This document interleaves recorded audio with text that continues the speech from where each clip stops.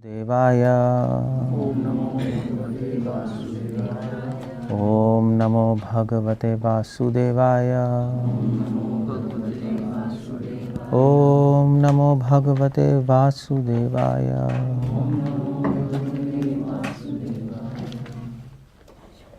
मध्य लीला अध्याय 22। I think Chaitanya Mahaprabhu कह रहे हैं, कृष्ण के प्रति शुद्ध प्रेम जीवों के हृदयों में नित्य स्थापित रहता है। यह ऐसी वस्तु नहीं है जिसे किसी अन्य स्तोत्र से प्राप्त किया जाए। जब श्रवण तथा कीर्तन से हृदय शुद्ध हो जाता है तब यह प्रेम स्वाभाविक रूप से जागृत हो उठता है। मध्य लीला अध्याय 22 श्लोक संख्या 101। नित्य सिद्ध कृष्ण प्रेम साधे कबू न होए, साधे कबू नए, हाँ कबू न होए नहीं, नित्य सिद्ध कृष्ण प्रेम साधे कबू नए, श्रवण आदि शुद्ध चित्ते कराए उदय। ओके, सो एनीवे,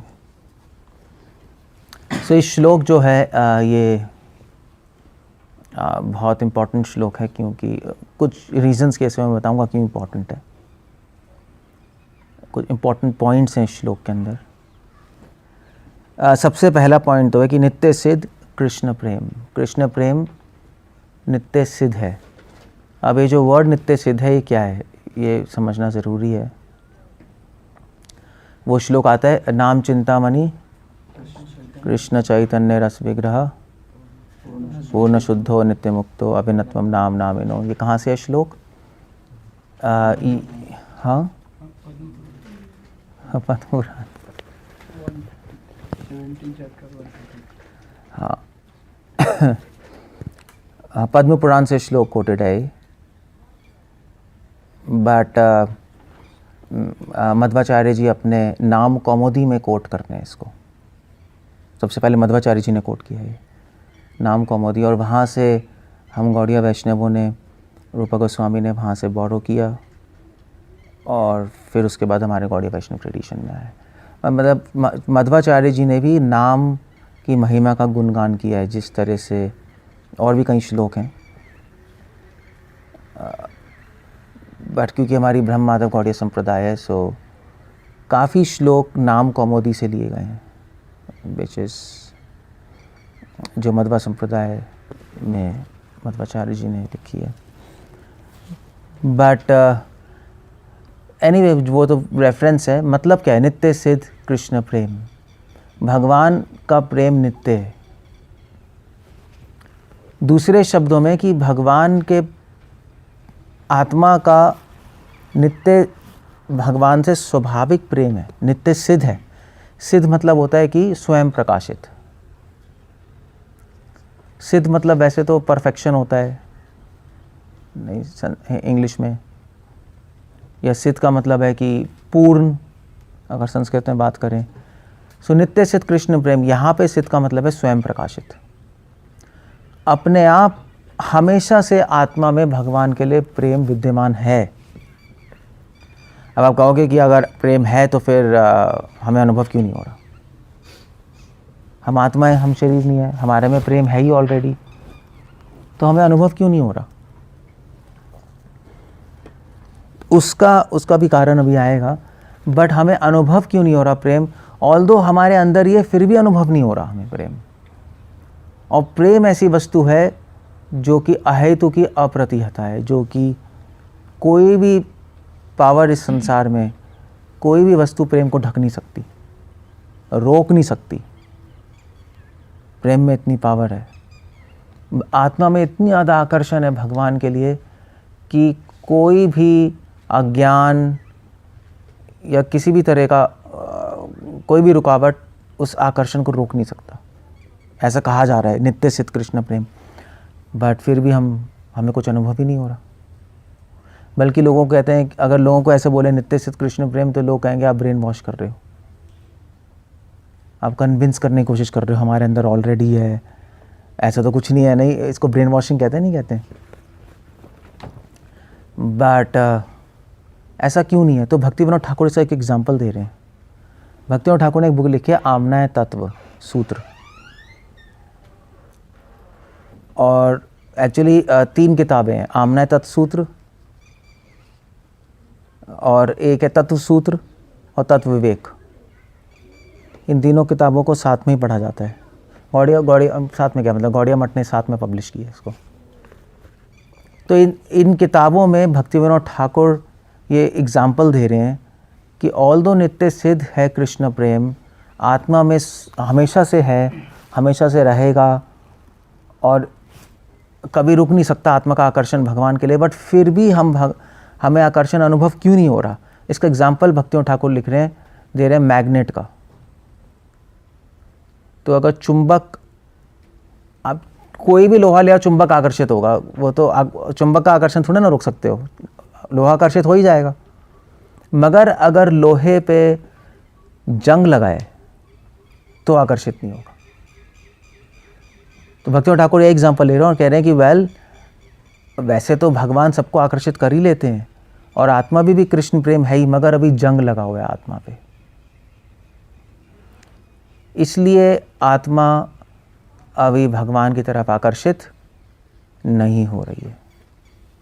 उसकी पावर्स, उसकी जो समहाउ ऑल्दो कृष्णा भी नित्य आकर्षक हैं। कृष्ण भगवान का आकर्षण कौन रोक सकता है। देवी देवता भी आकर्षित होते हैं भगवान से। कामदेव, वो क्या लिखा है, कंदर्प कोटि कमनीय विशेष शोभम, करोड़ों कामदेव भी भगवान कृष्ण से आकर्षित होते हैं और हम नहीं हो रहे। लो, और ऊपर से ये भी कहा जा रहा है हम में कृष्ण प्रेम है मगर हम फिर भी नहीं हो रहे। तो उसका तो एक ही रीज़न है कि हमारे हृदय पे जंग लगा है। और जंग कह लो या महाप्रभु की भाषा में कह लो, चेतो दर्पणा, हृदय पे धूल जमी हुई है, इसलिए अभी आकर्षित नहीं हो रहे हम। भक्तिविनोद ठाकुर मगर एक और पॉइंट लिख रहे हैं। ये तो चलो एक थोड़ा सा वैसा पॉइंट हो गया, एनालॉजी वाला, एग्जाम्पल वाला। भक्तिविनोद ठाकुर बहुत लॉजिकल रीज़न दे रहे हैं। हमें भगवान से आकर्षण क्यों नहीं हो रहा अभी, क्यों नहीं हो रहा। अगर आप पब्लिक में मतलब तो इंडिया में चुंबक वाला एग्जाम्पल दे दो, कोई प्रॉब्लम नहीं है। बाहर नहीं दे सकते, वेस्ट में वहाँ के लोग थोड़े इंटेलिजेंट होते हैं ना, यहाँ तो सब बिहारी और वैसे लोग हैं, तो ठीक है, एग्जाम्पल है, अच्छा है, समझ आ गया। बट बाहर के लोगों को लॉजिक चाहिए। तो इन किताबों में भक्तिविनोद ठाकुर ने एक दूसरा लॉजिक दिया है। ये तो एक ट्रेडिशनल लॉजिक है, नहीं भी हृदय गंदा हो गया, जंग लगा है, इसलिए आकर्षण नहीं हो रहा। एक ठीक है, एक हो गया, एक इंडिया के लिए हो गया, मगर हमें तो बाहर प्रीच करना है ना बाहर के लोगों को, उनके लिए जमेगा नहीं। उनके लिए बहुत अच्छा लॉजिक दिया भक्तिविनोद ठाकुर ने। भक्तिविनोद ठाकुर कह रहे हैं कि कृष्ण प्रेम को कोई नहीं रोक सकता, हमारा आकर्षण भगवान के लिए कोई नहीं रोक सकता। हो क्या रहा है कि हमें अभी भी आकर्षण हो रहा है, कृष्ण से ही आकर्षण हो रहा है अभी भी, क्योंकि कृष्ण प्रेम को कोई रोक ही नहीं सकता। चक्कर ये है। तब कहोगे अभी कहाँ हो रहा है, अभी लोगों को, इतने सारे लोग हैं, कहाँ आकर्षण हो रहा है। हो रहा है, क्योंकि इसलिए हो रहा है क्योंकि हम कृष्ण को ही ढूंढ रहे हैं इस संसार में। We are searching Krishna. हम सब और नास्तिक सब लोग कृष्ण को ही ढूंढ रहे हैं। ये जो आकर्षण है इस संसार में, क्या कहते हैं, ऐश्वर्य से नहीं, कोई बहुत ज़्यादा ऐश्वर्य समझते हो ना, ऐश्वर्य मतलब कोई बहुत ज़्यादा रिच है, अमीर है, उससे आकर्षण होता है। हमें आकर्षण है सुंदरता से, हमें आकर्षण है किसी नॉलेजेबल आदमी से, है नहीं है। हमें आकर्षण है कोई फेमस आदमी है, उससे है। ये सब आकर्षण तो हो ही रहा है हमें। सो एक्चुअली ये आकर्षण क्यों हो रहा है, क्योंकि हमें आत्मा भगवान से आकर्षित हो रही है, मगर भगवान पिक्चर में है नहीं, उनकी इन्फॉर्मेशन हमें है नहीं। तो इस संसार में इन चीज़ों से आकर्षण हो रहा है। क्यों? क्योंकि ये सारे गुण किस में विद्यमान है, कृष्ण में। तो बहुत अच्छा लॉजिक है। अगर हमें कहीं भी ऐश्वर्य से, सुंदरता से, बल से, ज्ञान से आकर्षण हो रहा है, होता ही है। क्यों हो रहा है? क्योंकि वो आत्मा कृष्ण से आकर्षित होना चाहती है, मगर कृष्ण पता नहीं, तो फिर हम गलत जगह आकर्षित हो रहे हैं। भगवान के गुण ही है ये।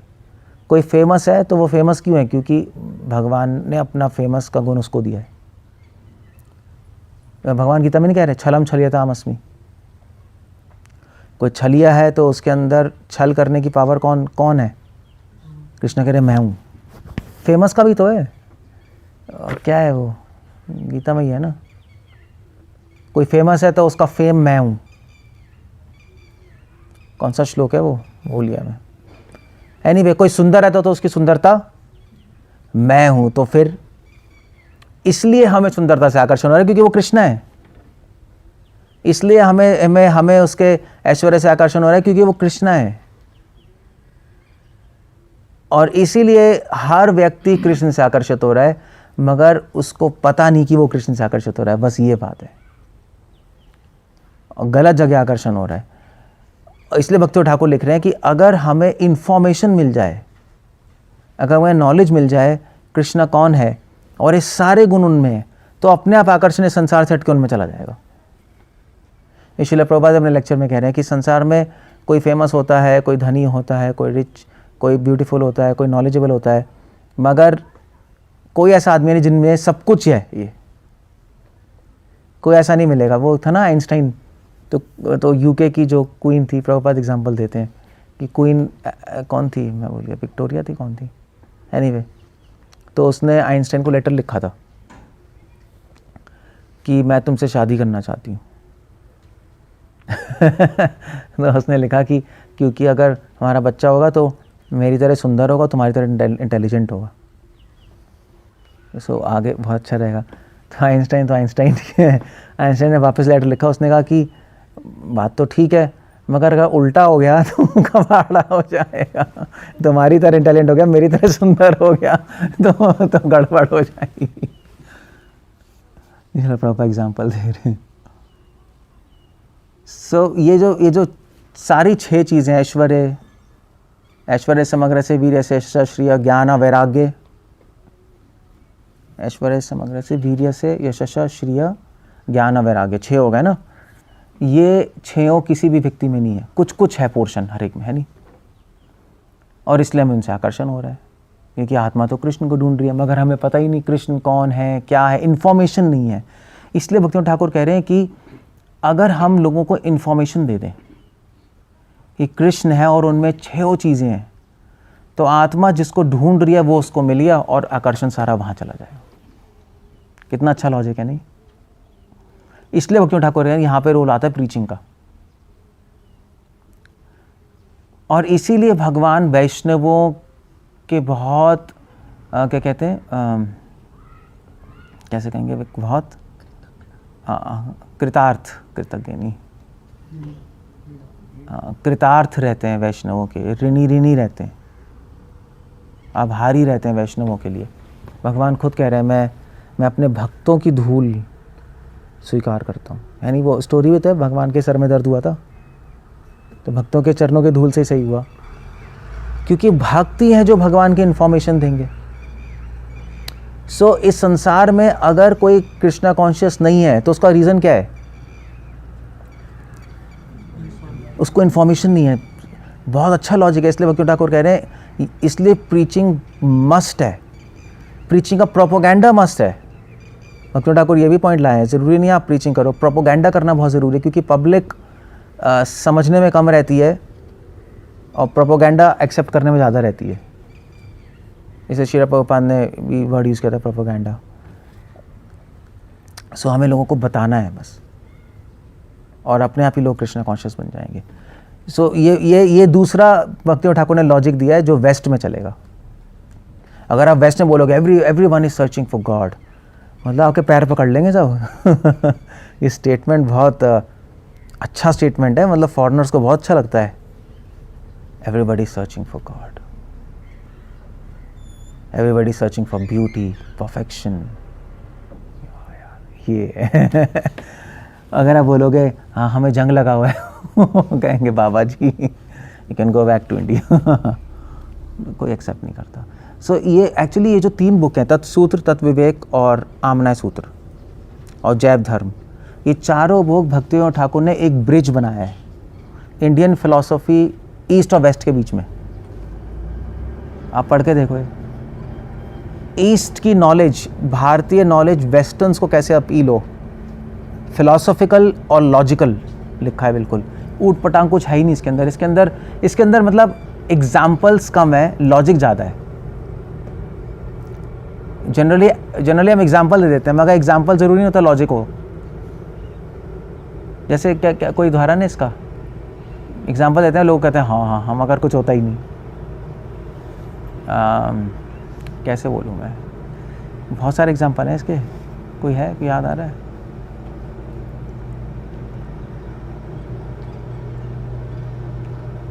जैसे यही है कि पादपोतेन वत्स पादपोतेन, कि जब हम भक्ति करेंगे तो ये भव सागर गाय के खुर के समान बन जाएगा, छोटा सा हो जाएगा और व्यक्ति लांग के चला जाएगा। वाह वाह वाह, कितना अच्छा है।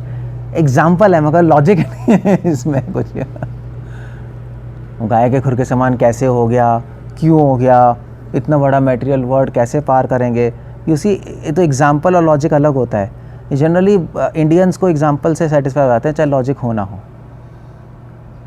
उनको कुछ लेना देना। तो गांव की प्रीचिंग ऐसी होती है ना कि जैसे ही आप भगवान का नाम लोगे, हरे कृष्णा, तो सारे पाप, जैसे पंछी बैठे होते हैं पेड़ पे, सबके सब आप ताली बजाओगे कीर्तन में, सबके सब उड़ जाएंगे। ऐसे पक्षी, ऐसे पेड़ पे बैठे पंछी ताली बांट के सारे उड़ जाते हैं।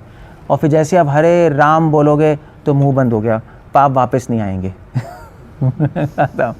वाह, दैट्स वेरी नाइस। पर इसमें कोई लॉजिक नहीं है, ये एनालॉजी है, इसको एनालॉजी कहते हैं, एग्जाम्पल है ये। भाई ये बच्चों के लिए होता है या दादियों के लिए जो है, ज़रूरी भी है, थोड़ा समझ आता है चीज़ें, बट ये एग्जाम्पल्स चलते हैं। मगर अगर आप नॉलेज, ज्ञान की बात करो तो फिर पीपल डोंट एक्सेप्ट, बल्कि इसको तो कांत कहेगा ये लॉजिकल फैलेसी है। तो एक बहुत बड़ा फिलोसफर था इमैनुअल कांत, क्रिश्चियनिटी में भी ऐसे ऐसे लॉजिक देते थे, समझ रहे हो? मतलब आप ताली बजाओ कीर्तन में, ओके, सारे पाप उड़ गए, ऐसे पक्षी उड़ जाते हैं। वाह, कितना अच्छा है, वाह, ठीक है, अब हम भक्ति करेंगे। या ताली बजाओ तो सारी रेखाएं बदल जाती हैं, सच है, और लोगों को अपील भी करता है, मगर नॉलेजेबल लोगों को नहीं करेगा। इमैनुअल कांत ने कहा कि यार ये क्या है, ये एग्जाम्पल है, इसमें कोई अंडरस्टैंडिंग तो है नहीं। तो ये रिलीजियस लोग ऐसे हमें बेवकूफ़ बनाते हैं एग्जाम्पल दे के, और हमें अपील करते हैं, और बेचारे कॉमन लोग फॉलो करते हैं। तो उसने लिस्ट बनाई थी लॉजिकल फैलेसीज़ की, इसको लॉजिकल फैलेसी कहते हैं। ऐसा लगता है लॉजिक है मगर लॉजिक नहीं है, समझ रहे हो ना? ऐसा लगता है लॉजिक है मगर लॉजिक नहीं है, इसमें एक्सप्लेनेशन नहीं है, ये एग्जाम्पल है। तो इसका भी कुछ नाम दिया था उन्होंने, कि इसको लॉजिकल फैलेसी कहते हैं। इसलिए भक्ति विनोद ठाकुर ने जो काम किया है वो बाहर के लोग, फिर उनको समझ आ गया कि यार ये तो गड़बड़ चल रही है, तो बाहर भी क्रिश्चियनिटी में बड़े बड़े थियोलॉजियंस आए। थियोलॉजियंस होते हैं जो फिलॉसफी ऑफ रिलीजन बनाते हैं।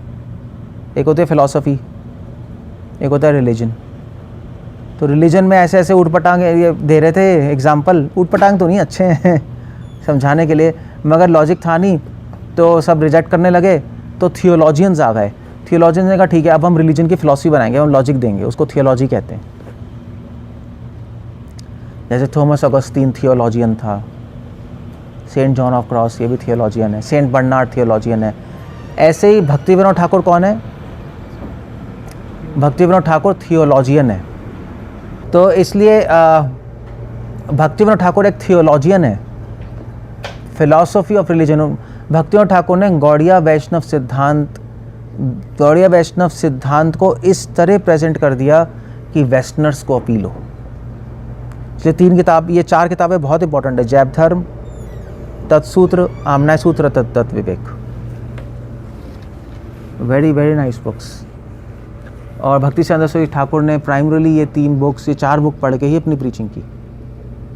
और श्रीला प्रभुपाद ने भी इन बुक्स को पढ़ के, श्रीधर महाराज, केशव प्रज्ञ महाराज, ये सब यही बुक्स पढ़ते थे और इनसे एग्जाम्पल्स लेके उन्होंने प्रीचिंग की है। तो ब्रिज है ये 4 बुक्स ईस्ट और वेस्ट के बीच में। समझ गए? तो नित्य सिद्ध कृष्ण प्रेम, समझे? ये समझ गए ना? तो नित्य सिद्ध कृष्ण प्रेम को समझाने के लिए 2 हैं। इंडिया में कौन सा एग्जाम्पल दोगे? हाँ, मैग्नेट और जंग का, तो ताली बजेंगी। अच्छा है, भक्ति कर लेंगे सब। मगर अब बाहर चले जाओगे, दे दिया तो पत्थर पड़ेंगे। अगर दिल्ली में आकर वहाँ पे आप फिलॉसफी के डिपार्टमेंट में या कहीं यूनिवर्सिटी में चले जाए, वहाँ पे हमें दूसरा लॉजिक देना है जो मैंने बताया कि everyone is searching for God, that's a good logic. Okay, नित्य सिद्ध कृष्ण प्रेम। अब सेकंड पार्ट आ रहा है, साधे कबू ना होए, क्योंकि कृष्ण प्रेम हमारे अंदर ही है, इसलिए कृष्ण प्रेम कभी साधे नहीं है, कोई गोल नहीं है। साधे मतलब गोल होता है, सो गोल नहीं है कृष्ण प्रेम लाइफ का। तो साधे और साधन की बात करते हैं। साधे क्या जीवन का? कृष्ण प्रेम पुमर्थो महान। साधे मतलब गोल। साधन क्या है? श्रवणम कीर्तनम। बट यहाँ पे महाप्रभु कह रहे हैं नित्य सिद्ध कृष्ण प्रेम साधे का पूना है, बिल्कुल उल्टा कर दिया। हम हमेशा समझते आए हैं कि कृष्ण प्रेम जीवन का लक्ष्य है, मैं महाप्रभु कह रहे नहीं, साधे नहीं। अपनी बात को काट दी, उसे तो बड़ा अजीब सा श्लोक है, अपनी बात को ही काट दिया। हमेशा में बताया गया कृष्ण प्रेम लक्ष्य है, उसको प्राप्त करो। यहाँ पे कह रहे हैं कि साध्य नहीं है। ऐसा क्यों कह रहे हैं? ऐसा क्यों कह रहे हैं? 2 बातें अलग अलग क्यों चल रही हैं? विरोध है तो। सो क्या महाप्रभु पागल हैं क्या जो अपनी बात ही काट रहे हैं? वेल ऐसा नहीं है। तो इसलिए कभी कभी क्या पता क्या होता है, हमेशा जीवन में ध्यान रखना, जो कोई भी इन्वेंशन होती है, कोई भी नई चीज़ पैदा होती है, तो वो हमेशा कन्फ्यूजन से होती है। उसको बोलते हैं केओस, ग्रीक लैंग्वेज में बोलते हैं केओस। जब भी कोई कन्फ्यूजन होगी, कोई नई चीज़ पैदा होगी। या तो कन्फ्यूजन हो या दूसरा है प्रेम हो। या तो प्रेम से कोई नई चीज़ पैदा होती है या कन्फ्यूजन से होती है, 2 ही चीज़ें हैं। जितनी भी इन्वेंशंस हुई हैं संसार की, कंप्यूटर्स, क्वांटम, इंटरनेट, सब विश्व युद्ध में हुआ है। वर्ल्ड वॉर 1, वर्ल्ड वॉर 2 आप देख लो, सारे न्यूक्लियर वेपन सब वर्ल्ड वॉर 2, वर्ल्ड वॉर 1 में हुए हैं। इंटरनेट, कंप्यूटर सब ऐसे ही हुए हैं। और अभी कोरोना है और दोबारा लड़ाई बड़ाई हो रही है, फिर से नए नए आविष्कार हो रहे हैं। क्योंकि जब तक कन्फ्यूजन नहीं होती लाइफ में, तब तक आदमी बैठा रहता है। बैठा भी, दाल रोटी चल रही है, घर है, चल रहा है, अभी अपना सेटल्ड है।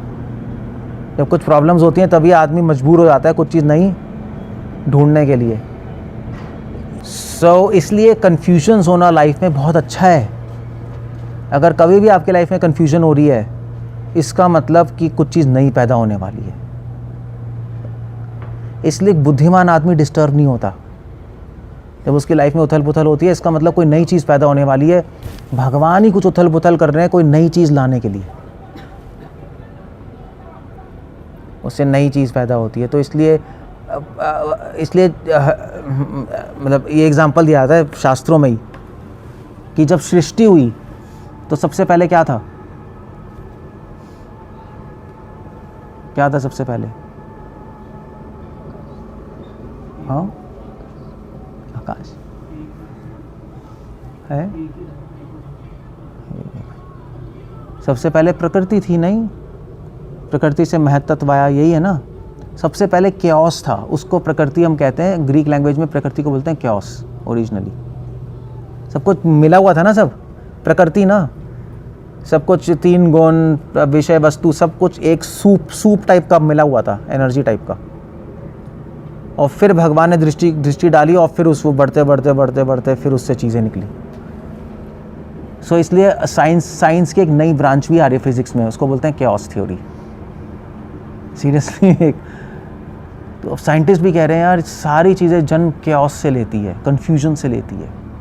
ये इस संसार का नियम है, स्पिरिचुअल वर्ल्ड का नियम है, सारी चीज़ें प्रेम से जन्म लेती हैं। यहाँ का नियम है सारी चीज़ें कन्फ्यूजन से जन्म लेती हैं। इसलिए कभी भी आपकी लाइफ में प्रॉब्लम्स आ रही हैं, उथल पुथल हो रही है, तो इसका मतलब आप समझ लो कि भगवान कुछ सिखाने के लिए कर रहे हैं, आपको कुछ नए लेवल पे ले जाने के लिए कर रहे हैं, आपके लाइफ में कुछ नई वस्तु लाने के लिए कर रहे हैं, वरना कोई चीज़ नई पैदा नहीं होगी। सो बुद्धिमान व्यक्ति को पता है, इसलिए डिस्टर्ब नहीं होता। अनाड़ी होता है, वो कहता है मेरे साथ क्या हो रहा है, ये हो रहा है, वो हो रहा है, वो डिस्टर्ब होके ख़राब हो जाता है सब। सो एनीवे, नित्य सिद्ध कृष्ण प्रेम साधे कबू ना होवे। सो इसलिए कन्फ्यूजन आ गई। अब मैं ये बात कर रहा हूँ, चैतन्य प्रभु कह रहे हैं कि कृष्ण प्रेम साध्य है, यहाँ कह रहे हैं साध्य नहीं है। कन्फ्यूजन। तो अब एक नया सिद्धांत पैदा होगा इससे, समझे? अगर दिमाग लगाओगे तो। दिमाग नहीं लगाओगे तो कहीं यार ये तो कभी कुछ कह रहे हैं, कभी कुछ छोड़ो यार, बस चैंटिंग करो। हम तो थक गए हैं सोच सोच के, छोड़ दो बस। इसलिए तो लोग फिलॉसफी नहीं पढ़ते कि कभी कुछ हो रहा है, कभी कुछ हो रहा है, कभी भगवान ही अपनी बातें काटे जा रहे हैं गीता में, कभी भगवान कह रहे हैं क्या कह रहे हैं वो, भक्त्या मां विजानाति पंचस्मी तत्वतः सगुणान समतित्यान ब्रह्म भूयाय कल्पते। सो हरे कृष्ण। सो भगवान कह रहे हैं गीता में कि भक्ति करोगे तो 3 गुणों से ऊपर हो जाओगे। दूसरी तरफ भगवान कह रहे हैं ब्रह्मभूता प्रसन्न आत्मा न शोषति न कांक्षति सम सर्वेषु भूतेषु मद भक्ति लभते पराम। अगर 3 गुणों से ऊपर करोगे तो भक्ति मिलेगी। भगवान ने बहुत बार अपनी बातों को काटा है। पहले कह रहे धर्म पालन करो, फिर कह रहे सर्वधर्मान् परित्यज्य। ऐसे यहाँ पे भी हो गया। इसको बोलते हैं समन्वय। समन्वय करते हैं तो फिर नया सिद्धांत पैदा होता है। ओके, सो क्या सिद्धांत पैदा हो रहा है यहाँ से? एक तरफ कह रहे हैं कृष्ण प्रेम साधे, एक तरफ कह रहे हैं कृष्ण साधे नहीं है, तो क्या हो रहा है फिर? क्या नया एक सिद्धांत पैदा होगा? क्यों कह रहे हैं चैतन्य महाप्रभु साधे नहीं है? उसका कारण है। उसका एक कारण ये है कि जो भक्तिविनोद ठाकुर एक्सप्लेन कर रहे हैं कि कृष्ण प्रेम जीवन का लक्ष्य नहीं है, कृष्ण प्रेम जीवन की ज़रूरत है। एक कारण तो ये नीड है, गोल नहीं है। मतलब ब्रश करना क्या आपकी लाइफ का गोल है? नहाना कोई लक्ष्य है आपकी लाइफ का? कहोगे भाई वो तो डेली रूटीन है, ज़रूरत है भाई। ऐसे ही कृष्ण प्रेम जीवन की ज़रूरत है, कोई लक्ष्य नहीं माना जाता। इस एंगल से चैतन्य महाप्रभु कह रहे हैं कि साधे नहीं है, वो नीड है आत्मा की। ये एक एंगल हो गया। मगर इस श्लोक के अंदर जो बेसिकली जो मेन पॉइंट चल रहा है, इसलिए कह रहे हैं कि जिससे हमें मतलब कृष्ण प्रेम तो अंदर ही है, क्योंकि अंदर ही हमें बस उसको कि जिससे हमें अहंकार ना आ जाए। इसलिए कह रहे हैं कि जीवन का साध्य नहीं है। अहंकार खंडन करने के लिए महाप्रभु ने अपनी स्टेटमेंट को काटा है। हालांकि महाप्रभु ने कहा कृष्ण प्रेम साध्य है रामानंद राय की डिस्कशन में, मगर यहाँ पे कह रहे हैं साध्य नहीं है। क्यों? कि जिससे हमें यह अहंकार ना आ जाए कि मैंने कृष्ण प्रेम प्राप्त किया है। That's very important. क्योंकि हम कृष्ण प्रेम प्राप्त नहीं कर सकते। That's the idea. ऑल्दो हमारे अंदर है, हम हमारे अंदर ही है, मगर अभी हमें पता नहीं है।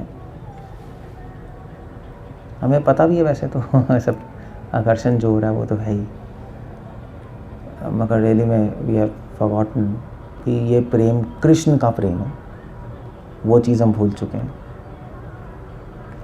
सो अब हम साधना करेंगे तो उससे फिर हमारा प्रेम हमें प्रेम अनुभव होगा जो हमारे अंदर ही है, तो हमें लगेगा हमने प्राप्त कर लिया।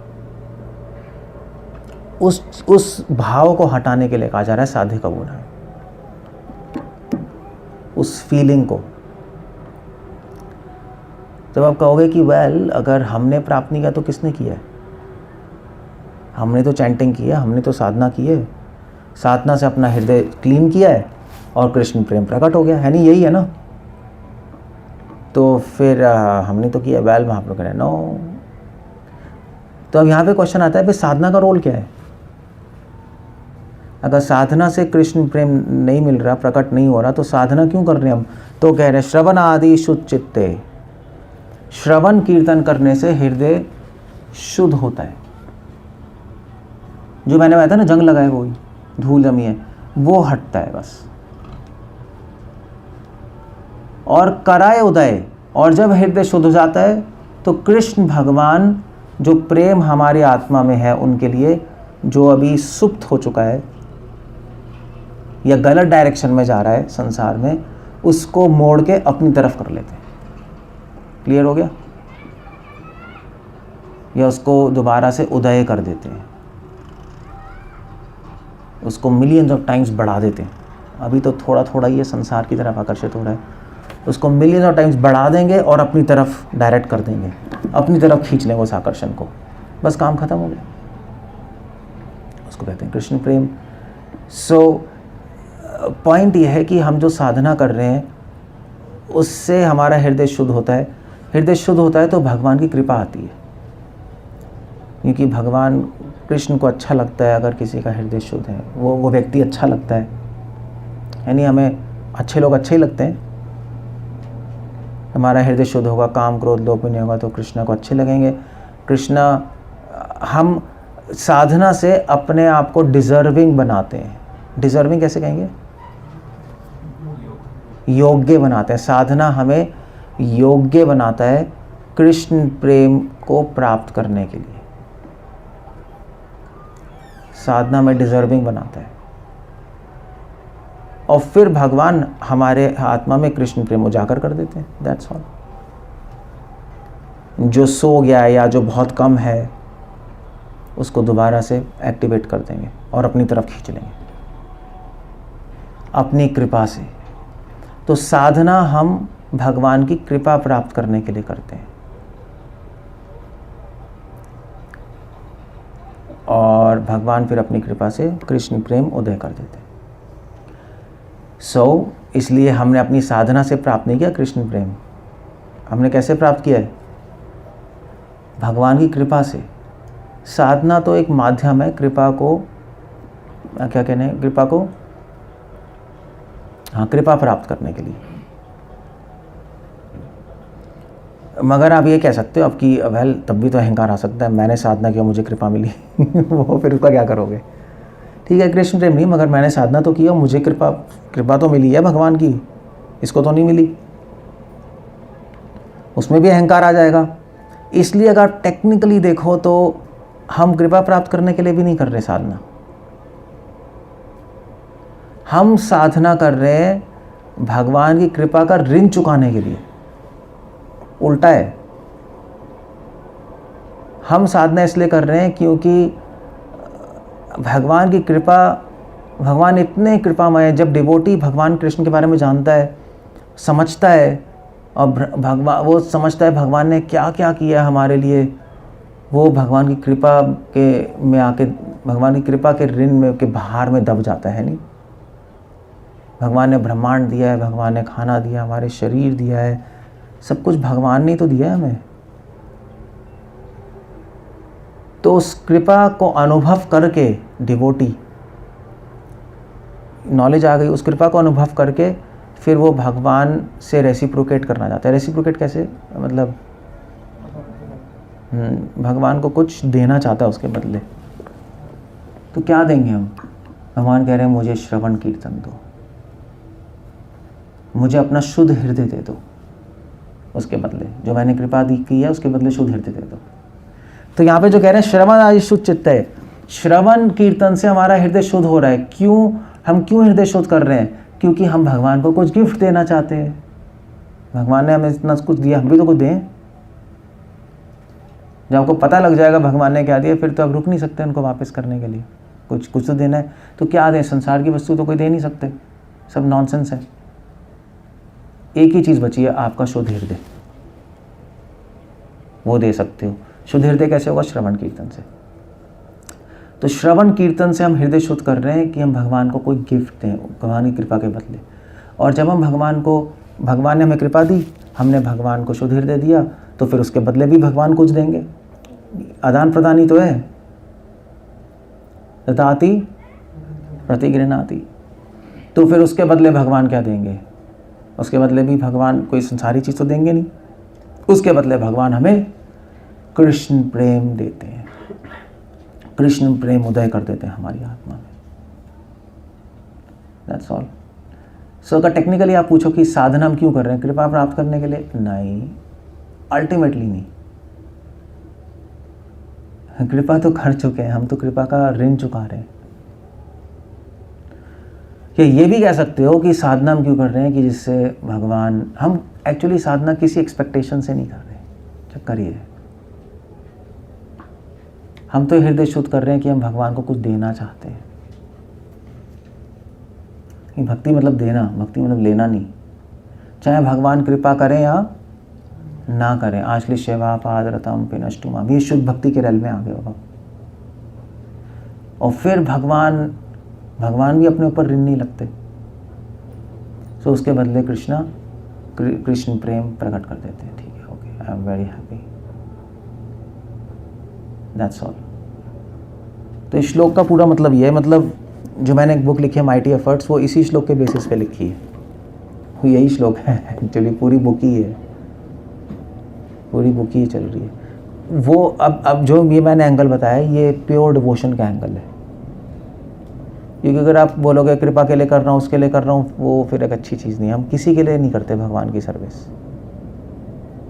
किसी भी चीज़ के लिए नहीं। भगवान एक्सेप्ट करें रिजेक्ट करें कोई प्रॉब्लम नहीं है, उनके ऊपर है। हम तो सेवा करते हैं, बस सेवा के लिए। हम हृदय शुद्ध करते हैं उनकी सेवा के लिए, उनको देने के लिए। हम मंदिर साफ करते हैं उनकी सेवा के लिए, उनको देने के लिए। ये देने का जो सिस्टम है, हम क्यों दे रहे हैं? क्योंकि उन्होंने हमें बहुत कुछ दिया है। इसी को फ्रेंडशिप कहते हैं, इसी को प्रेम कहते हैं। उन्होंने वो देंगे, हम उनको देंगे, फिर वो देंगे, फिर हम देंगे, लाइक दैट। इसीलिए जब भगवान डिवोटी से बोलते हैं, डिवोटी भगवान को बोलता है कि भगवान मतलब मैंने आपके लिए कुछ भी नहीं किया,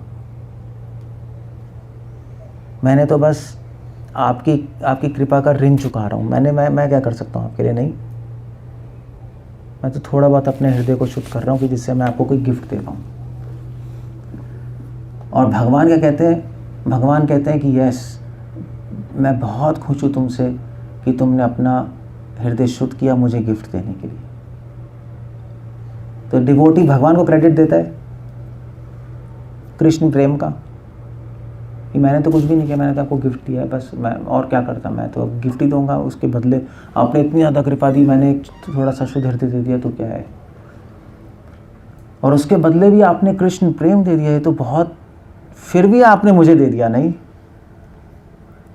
कृपा का बदला तो कभी उतार ही नहीं सकते हम, और फिर भी आपने उसके बदले प्रेम दे दिया, आप महान है। भगवान क्या कहते हैं डिवोटी से कि तुम महान हो क्योंकि तुमने अपना हृदय शुद्ध किया, और तुमने हृदय नहीं, तुमने मेरी कृपा का अनुभव किया, तुमने मेरी कृपा को स्वीकार किया, तुमने मेरी कृपा का आभार माना। भगवान अपने डिवोटी से कहते हैं तुमने मेरी कृपा पे श्रद्धा रखी, उसको समझा, उसका आभार, उसका ऋण माना। कौन मान रहा है बताओ भगवान की कृपा का ऋण? कोई मान रहा है? तुमने माना, तो भगवान डिवोटी को क्रेडिट देते हैं। ऐसे चलता है बस। सो दोनों एक दूसरे को क्रेडिट देते हैं, इसको प्रेम कहते हैं। तो इस अगर कॉन्शियस में रहेंगे तो हमें अहंकार नहीं आएगा, है नहीं? वरना हम सोचेंगे साधना से मैंने देखो हृदय शुद्ध कर लिया और उससे फिर कृपा मिली है, मैं वेल नहीं, ऐसा नहीं है। वो साधना से जो हमने हृदय शुद्ध किया है वो तो क्या है, कुछ भी नहीं है। वो तो कृपा के सामने कुछ भी नहीं है। और वो भी जो हमने हृदय शुद्ध किया, श्रवण आदि शुद्ध चित्त है, वो भी हमने नहीं किया, वो भी श्रवण भगवान के नाम से हुआ है, उसमें भी हमारा कोई एफर्ट नहीं है। हमने तो बस हरे कृष्ण बोला, बाकी तो भगवान के नाम ने किया है। तो समझ रहे हो? तो डिवोटी में अहंकार की पॉसिबिलिटी नहीं है। उस अहंकार को शून्य करने के लिए श्लोक बोला गया है। इस साधना का अहंकार ना आ जाए, क्योंकि जब तक साधना का अहंकार रहेगा तब तक भगवान के पास नहीं जा सकते। आप अपराधों से बच सकते हो, पाप से बच सकते हो, मगर साधना का अहंकार आपको समझ ही नहीं आएगा। नए डिवोटीज को समझ ही नहीं आता हमारे कृष्णा कर रहे हैं ठीक तो है, मतलब उसका अहंकार क्या है। मतलब वेल बहुत सारी चीज़ें हैं। इसी चीज़ को वल्लभाचार्य ने बोला साधन असाधन बन जाए तो हम रागनों का मार्ग पे आ जाते हैं। जहाँ साधना का अहंकार रहता है वहाँ पे भगवान अप्रकट हो जाते हैं। सो इस पूरी अंडरस्टैंडिंग से हमारे साधना का अहंकार खत्म होगा, इस श्लोक से। तो हम इस श्लोक को अच्छी तरह समझेंगे। ये श्लोक नहीं होगा तो हम पक्का अहंकारी हो जाएंगे। साधे साधन, श्रवण कीर्तन साधन, साधे कृष्ण प्रेम, okay good, then you miss the whole point. ये श्लोक है वेरी इंपॉर्टेंट भक्ति में आगे बढ़ने के लिए। सो मैंने आपको इसका मैकेनिज्म बता दिया एग्जैक्टली क्या कहना चाहते हैं भगवान। हरे कृष्ण। श्रील प्रभुपाद की कुछ पूछना, कुछ कहना है?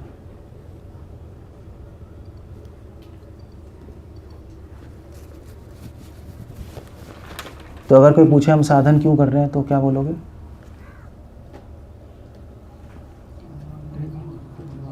हाँ, कृपा प्राप्त करने के लिए नहीं, कृपा का ऋण चुकाने के लिए। उल्टा है, बिल्कुल उल्टा है, बिल्कुल उल्टा है। कोई डिवोटी नहीं कहेगा ऐसा। कृपा तो मिले ना मिले कोई प्रॉब्लम नहीं। और उसका श्लोक क्या है? आश्लेषे वा पात्रतम, उसका एविडेंस दे सकते हैं, महाप्रभु कह रहे हैं। हाईएस्ट अंडरस्टैंडिंग तो यही है।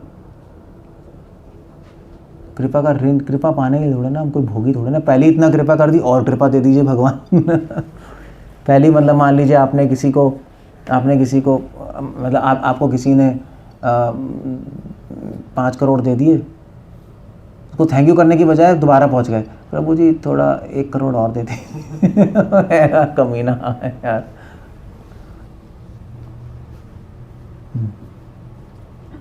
पहले तो आपने बताया साधना से भगवान की कृपा प्राप्त होती है, कृपा से कृष्ण। हाँ, वो मैंने बताया था। हाँ, अब सेकंड पॉइंट ये है कि अगर साधना का लक्ष्य भगवान की कृपा का ऋण उतारना, पहले कृपा मिलेगी फिर से ऋण उतारना।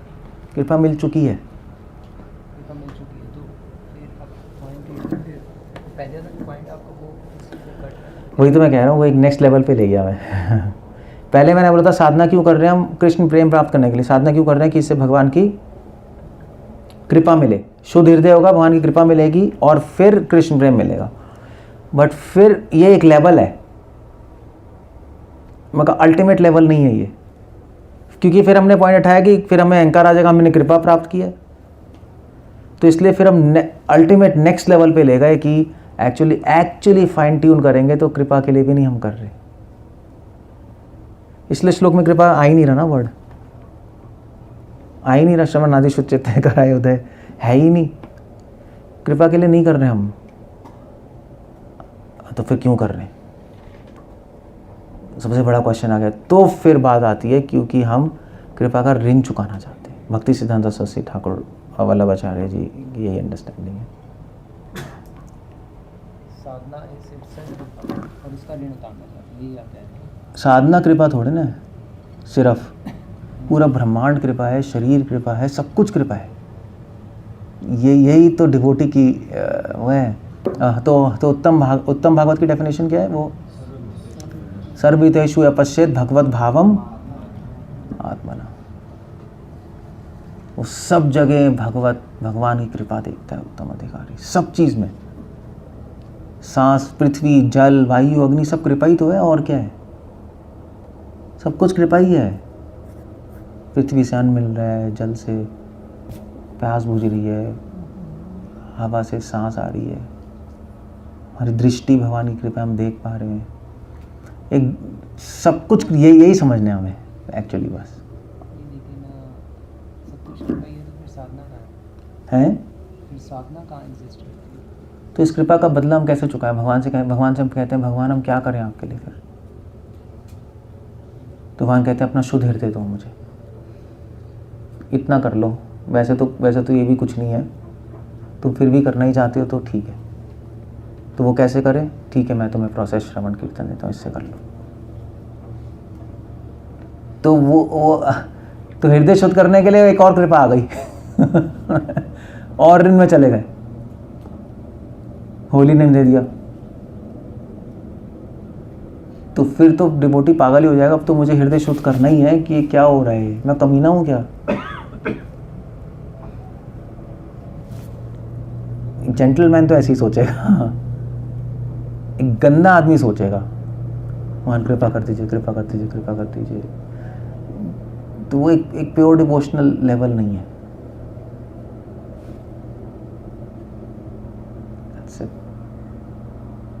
कृपा का ऋण उतारते रहेंगे तब कृष्ण प्रेम मिलेगा, ऐसे? हाँ, तब भगवान कृष्ण प्रेम देंगे। कृपा का ऋण उतारने के लिए जब शुद्ध हृदय देंगे भगवान को, उसके बदले तब भगवान कृष्ण प्रेम दे देंगे।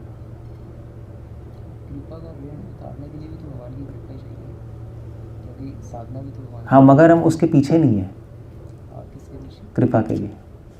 हाँ जी। बहुत बड़ा डिफरेंस है। भगवान आश्रय सेवा पात्रता, भगवान आप कृपा दीजिए नहीं दीजिए, हम आपको शुद्ध हृदय अर्पण करना चाहते हैं, क्योंकि हम पागल हो रहे हैं, हम सहन नहीं कर सकते आपकी इस कृपा को, आपकी कृपा का भार सर पे आ रहा है हमारे। यानी भैया हमें, भैया ऐसे अच्छे लोग तो ऐसे ही होते हैं, आप उनको 3,000 रुपये दे दो, उनके सर पे भार ही रहता है जब तक लौटाएंगे नहीं। वो तो गंदे खूसड़ होते हैं जो कि खा जाएंगे उसको। सो यहाँ तो करोड़ों जन्म का ऋण चढ़ा हुआ है, हर क्षण क्षण पे ऋण चढ़ रहा है। तो डिवोटी कहेगा मैं क्या करूँ, मंदिर बनाऊँ, बुक डिस्ट्रीब्यूशन करूँ, प्रीचिंग करूँ, चलो ये तो एक्सटर्नल चीज़ें हैं, मगर इससे संतुष्ट नहीं है डिवोटी। भगवान कहते हैं मुझे तो तुम्हारा शुद्ध हृदय चाहिए। तो कहेगा ठीक है भगवान, वो मैं करूँगा। कैसे करूँ, मुझे तो आता ही नहीं करना। तो ठीक है, श्रवण कीर्तन, होली नेम देता हूँ मैं। एक और कृपा हो गई, आप कहोगे भगवान मैं तो, अब ये तो मैं और दब गया। आपने एक होली नेम भी दे दी, भागवत भी दे दी, ये हो क्या रहा है? इसलिए हार्ट को प्योर करना उसके लिए नेसेसिटी बन जाती है। नेसेसिटी कैसे कहेंगे? हाँ, एक ज़रूरत, मतलब वो उसको कुछ देना है उसको, इसलिए वो अपना हार्ट प्योर करने के लिए वो पागल हो जाएगा वो, क्योंकि यही तो भगवान को चाहिए, मन मना भव, मुझे तुम्हारा मन चाहिए शुद्ध हृदय। अब जिसने इतनी कृपा की है, हम कह रहे हैं हम आपके लिए क्या करें, उसने छोटे से डिमांड के वो भी पूरा नहीं करेंगे।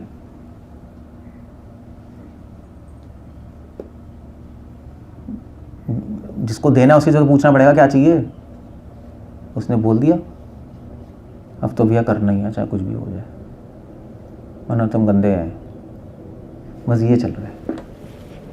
तो फिर हम देते हैं, किसी आशा से नहीं दे रहे हम कि हमें और कुछ कृपा करेंगे, कृष्ण प्रेम देंगे, कुछ देंगे, नहीं भी दे तो कोई नहीं, हमें रिजेक्ट कर दें, हमारा शुद्ध हृदय लेके हमें रिजेक्ट कर दें। आश्ले सेवा पाद्रतम पिनष्टु माम अदर्शनम मर्मताम करो, तो मर्म हतम, हमें हर्ट कर दें, मैं कुछ नहीं दे रहा, भागो यहाँ से, चलो हो गया ख़त्म, नो प्रॉब्लम, तब भगवान कृष्ण प्रेम दे देंगे। एक्चुअली अगर आप भगवान से पूछोगे ना कि भगवान फिर आपने हमें, भगवान को अपनी स्टोरी बताओगे कि ऐसे ऐसे आपने कृपा की, हमने आपने शुद्ध हृदय मांगा, हमने आपको शुद्ध हृदय दिया, और बिना किसी आशा के आप रिजेक्ट भी कर दें, और फिर आपने हमें कृष्ण प्रेम दे दिया, तो भगवान पता है क्या बोलेंगे? भगवान कहेंगे कि मैंने थोड़ा ना दिया, यही तो कृष्ण प्रेम है, तुमने खुद ही प्राप्त कर लिया मैंने कुछ भी नहीं किया, तुम खुद ही वहाँ पहुँच गए उस कंसेप्शन पे। वो कंसेप्शन ही तो है कृष्णा प्रेम, कॉन्शियसनेस ही तो है, तुम खुद ही पहुँच गए हो वहाँ, मैंने तो कुछ भी नहीं किया। उनके एंगल से अलग चल रहा है, हमारे एंगल से अलग चल रहा है, चक्कर ये हो रहा है बहुत बड़ा। भगवान के एंगल से कृष्ण कॉन्शियस अलग है, हमारे एंगल से कृष्ण कॉन्शियस अलग है। एक डिवोटी को दोनों पता रहता है, वो महाभागवत है।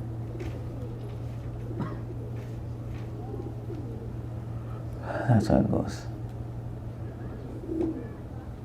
बहुत अच्छा श्लोक है।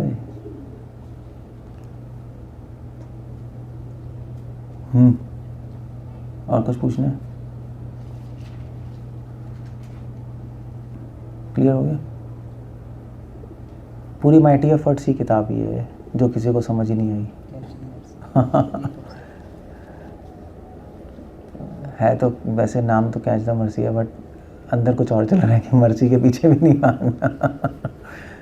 वही नेक्स्ट लेवल चल रहा है। इसमें अगर ये फर्स्ट लेवल लेंगे कि साधना से भगवान की कृपा प्राप्त होती है, तो इसमें क्वेश्चन आया था कि कृपा तो अहेतु की होती है, उसको प्रभु Somebody is there. साधना चाहिए। क्या?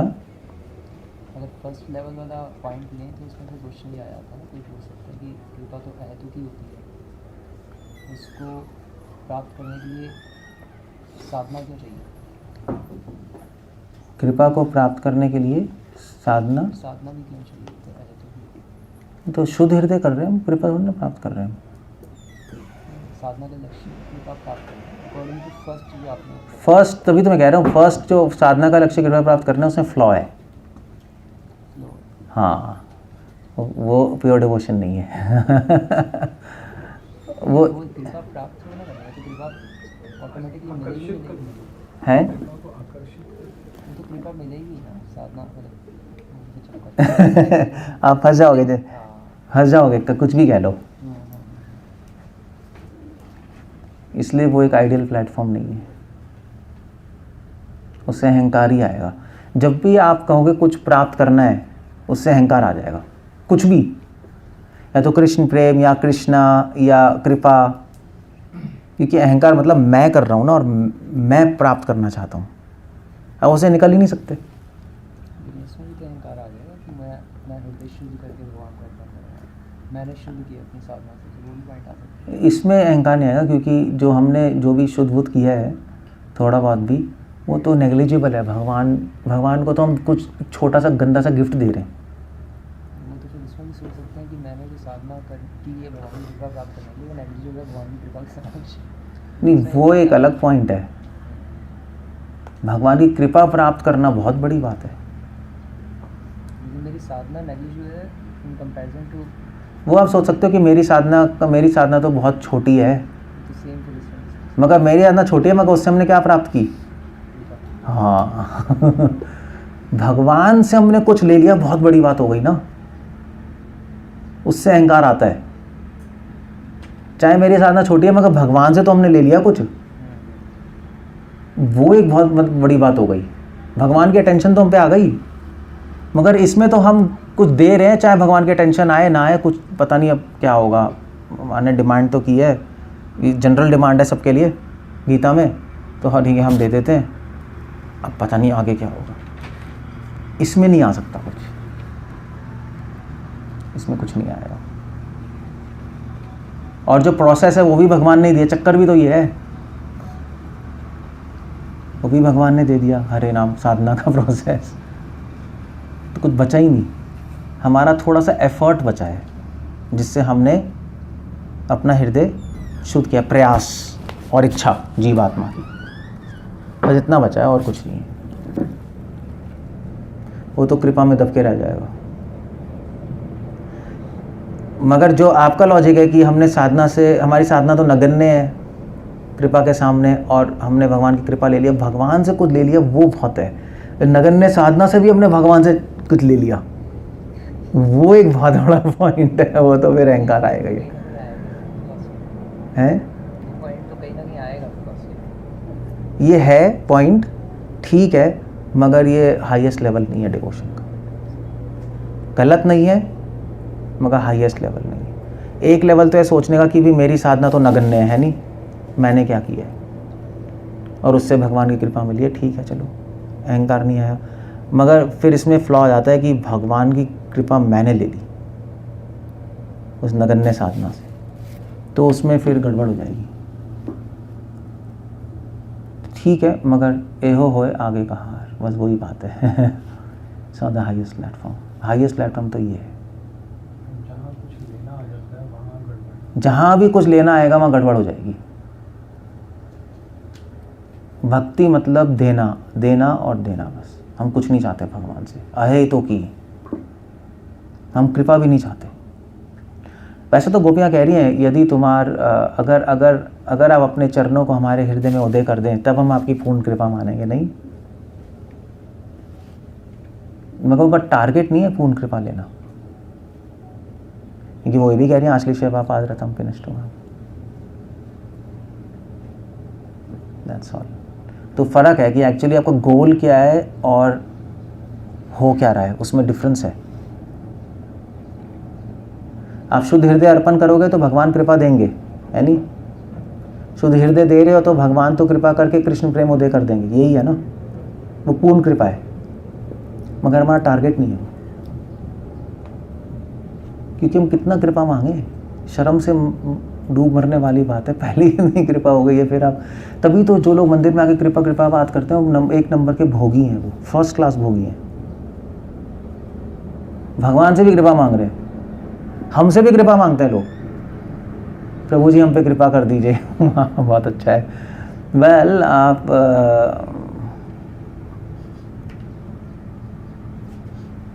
मतलब हमसे इतना कुछ ले लिया और आखिरी सांस भी खींच लोगे हमसे, साधुओं से नहीं। ऐसी हालत है हमारी। अब हमें खुद पता नहीं लगता हम कर क्या रहे हैं, हमें खुद समझ नहीं आता क्या कर रहे हैं। इसलिए एक अच्छा डिवोटी, वैसे तो भक्तियों ठाकुर भी प्रे कर रहे हैं, ओहे वैष्णव ठाकुर दया रस सागर, क्या है वो कृपा बिंदु दिया, क्या है कर कृपा बिंदु को भक्तियों ठाकुर भी कृपा ही मांग रहे हैं, तो क्या वो भोगी है क्या? नहीं, वो जिस सेंस में कृपा मांग रहे हैं वो बिल्कुल अलग है, जिस सेंस में हम मांगते हैं वो बिल्कुल अलग होती है। वो तो कह रहे हैं कृपा बिंदु दिया, वो पहली बात कृपा भी नहीं कह रहे, वो कह रहे हैं कृपा बिंदु। वो तो किसको ही नहीं कहता प्रभु जी हमें कृपा दे दीजिए। कोई नहीं कहता प्रभु जी थोड़ी सी कृपा बिंदु दे दीजिए, वो तो चलो वहीं कट गया। मगर भक्तियों ठाकुर तो आप पॉइंट क्या कृपा बिंदु दिया, भक्तियों ठाकुर कह रहे हैं कि आप अपनी कृपा से मुझे समझा दीजिए कि मुझे कृपा नहीं मांगनी। अल्टीमेटली यही चल रहा है, उल्टा है, क्योंकि मैं भोगी हो चुका हूँ, मैं हमेशा मांगता रहता हूँ। और ये मैं नहीं कह रहा, सारे सेंट्स, क्रिश्चियन सेंट्स भी सब यही कह रहे हैं, सब, एवरीबॉडी। इसीलिए वैसे क्रिश्चियनिटी और हमारे गौड़ीय वैष्णविज्म में एक बहुत बड़ा अंतर है। क्रिश्चियनिटी की आप कोई भी बुक पढ़ोगे उसमें गॉड्स ग्रेस की बात करेंगे, you have to earn God's grace, भगवान की कृपा अर्न करो, ये वो। हमारे यहाँ कोई भी बात करोगे हमेशा सेवा की बात होगी, कृपा की बात बहुत कम होती है नहीं? सेवा सेवा सेवा सेवा, एक बहुत बड़ा एक डिफरेंस है, बहुत बड़ा अंडरस्टैंडिंग का। हालांकि उनकी अंडरस्टैंडिंग भी गलत नहीं है, बट हमारा जो फोकस है कंप्लीटली सर्विस पे है, चाहे हमें मर्सी मिले ना मिले। वो कंसेप्शन क्रिश्चियनिटी में है नहीं। या आश्लिषेवा पादरतम पिनष्टुमा ना क्रिश्चियनिटी में ना इस्लाम में, कहीं है ही नहीं। हमारे यहाँ ही है सिर्फ, ना रूमी के पास है, कहीं भी नहीं। हाल तो हम कोट करते हैं बट उनकी कहीं नहीं मिला आश्लिष, ये तो राधा रानी के पास ही है बस, और किसी के पास नहीं है। तभी तो नमो महावदनी आया, महाप्रभु ने राधा महिमा प्रेम रस सीमा उन्होंने बता दिया संसार को। एक बहुत बड़ा डिफरेंस है और थीस्टिक रिलीजन्स और Gaudiya Vaishnavism. So that's the idea there. हम लोग सेवक हैं, बिना किसी आशा के सेवा करते हैं, और वही प्रेम है। जिस दिन आपने समझ लिया वो प्रेम है बस। मगर ये करना बहुत मुश्किल है, क्योंकि आपको कुछ नहीं मिल रहा। यही तो प्रेम है, आपको कुछ भी नहीं मिल रहा, बल्कि आपको ये कहा जा रहा है कि आपको रिजेक्ट कर देंगे हम, इसके लिए भी तैयार रहना। आपको नर्क भी भेज सकते हैं, इसके लिए भी तैयार रहना, कोई प्रॉब्लम नहीं। इसको कहते हैं लव। जो प्रेमी, जो हमारे जिससे प्रेम करते हैं, वो जो चाहे हमारे साथ करे, यही तो प्रेम है। और अगर ऐसा किसी के माइंड में आ गया तो भगवान उस भक्त को कभी भी त्याग नहीं सकते, असंभव है, कभी नहीं त्याग सकते। वो भगवान का ही हो गया, भगवान अपने धाम ले जाएंगे। तभी भक्ति को बोलते हैं अहेतु की, बिना किसी हेतु के, एब्सोल्यूट जीरो एक्सपेक्टेशन है।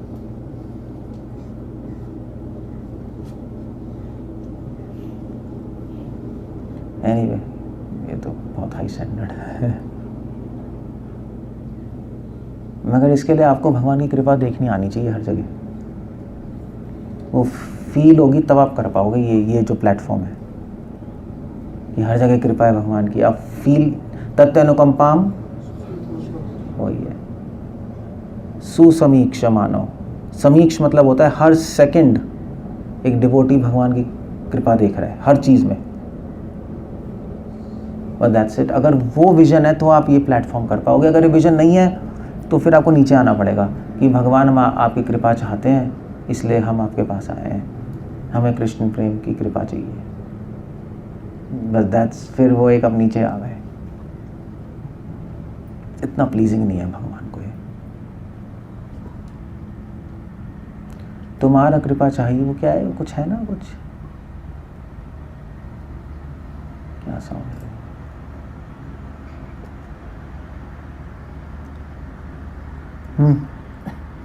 सॉन्ग्स में तो जैसे लिखते हैं कि दया और कृपा मांग रहे हैं सभी सॉन्ग्स में तो वो भी कर रहे हैं, कृपा करो राधा कृष्णा कृपा कर, पता नहीं क्या है वो जैसे। ये सब तो दीनता के उससे बात, हाँ, ये दीनता से हो रहा है। उनके ऊपर ऑलरेडी इतनी कृपा है कि ये भगवान को आनंद देने के लिए कर सकते हैं। ये तो कह रहे हैं ना कि हम पे पहले इतनी कृपा आ गई है, आप प्लीज़ कृपा कीजिए, मुझे अपनी सेवा में लगाइए कि मैं उसका ऋण चुका पाऊँ। ये चल रहा है वो ये नहीं कह रहे कि मुझे कृपा कर दो वो कह रहे मैं इतना बर्डन्ड हूँ आपकी कृपा से, इतना भार आ गया, प्लीज़ मुझे सेवा का मौका दीजिए। यही मांग रहे हैं ना, यही मांग रहे हैं। आप ये कृपा कर दीजिए कि अब आप कृपा करना बंद कीजिए और मुझे सर्विस में लगाइए, मैं आपके लिए कुछ करना चाहता हूँ। सर्विस में तो कृपा है। सर्विस छूट नहीं सकता डिवोटी को। तभी तो भक्तिवेदांत कह रहे थे कि आप सर्विस में लगाइए, वो भी कृपा है। तो आप कृपा का ऋण बढ़ता ही रहेगा, आप पे बढ़ता ही रहेगा, बढ़ता ही रहेगा, बढ़ता ही रहेगा, वो अनएंडिंग है। जीवात्मा कभी भी भगवान की कृपा का ऋण नहीं उतार सकता। बट एक मेंटालिटी है माइंड में कि हम कब तक भगवान से लेते रहेंगे, हमको देना भी तो है। सो दैट्स द आइडिया थे। Okay, so that's it. इसको बोलते हैं पुष्टि मार्ग, इसको कहते हैं रागनुगा भक्ति। इसी को कहते हैं रागनुगा भक्ति। रागनुगा भक्ति नहीं फ्रॉक पहन के आप घूम रहे हो मंजरी बन के, वो रागनुगा भक्ति नहीं है। राधे राधे बरसाने में, वो तो नॉनसेंस पागलपंती है। ये रागनुगा भक्ति है। ये मैं नहीं कह रहा, वल्लभाचार्य भी कह रहे हैं यही, महाप्रभु भी यही कह रहे हैं, और काफ़ी बड़े बड़े आचार्य यही पॉइंट कह रहे हैं। ये रागनुगा भक्ति, ये स्पॉन्टेनियस डिवोशन है जो कि हृदय से प्रकट होती है बिना किसी इच्छा के। Okay, so we'll end up here. Hare Krishna. Srila Prabhupada की जय।